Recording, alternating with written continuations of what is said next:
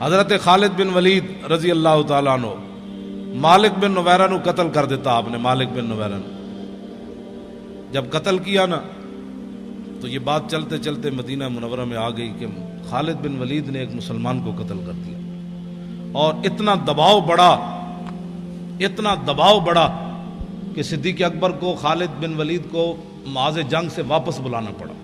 اصحاب حل و عقد صحابہ بڑے بڑے اجلہ صحابہ ان کی مجلس طلب کی گئی اور خالد بن ولید کو پیش کیا گیا. خالد بن ولید جب مسجد نبی شریف میں داخل ہوئے نا تو حضرت عمر اتنے جلال میں تھے کہ آپ نے ان کی پگڑی سے تیر کھینچ لیے. خون آلود تیر آپ نے لگائے ہوئے تھے, ایسے ایسے لگائے ہوئے تھے سارے. تو حضرت عمر نے جاتے جاتے ان کے سارے تیر اتار لیے. قریب تھا کہ فاروق اعظم حضرت خالد بن ولید پر ہاتھ بھی اٹھا دیتے, لیکن حضرت صدیق اکبر کی جو جلال اور ہیبت تھی نا صحابہ پر, اس کی وجہ سے حضرت عمر بولے نہیں.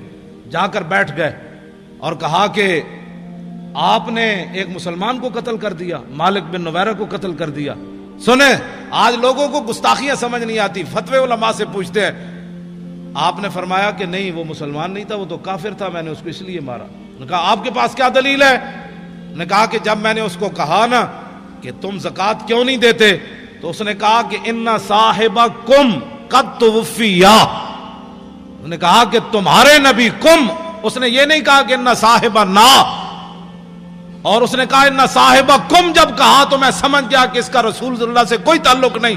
تو صدیق اکبر فرمانے لگے بالکل ٹھیک کیا تو نے جو مارا ہے اس کو.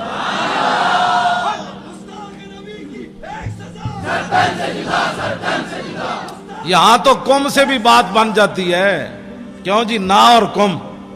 ہاں فرمایا اس نے کم کہا, سیدنا صدیق اکبر نے کہا بالکل ٹھیک, اصحاب حل و عقد نے کہا بالکل ٹھیک, فاروق اعظم نے کہا بالکل ٹھیک, کسی نے بھی نہیں کہا. ایمان یہ ہوتا ہے کہ جب علماء بات کر دے نا اصحاب حل و عقد تو پھر بات بندے کو ماننی چاہیے. بندے کو کل واللہ بھی نہ آتی ہو پھر ناموس رسالت کا مسئلہ پوچھتا پھرے.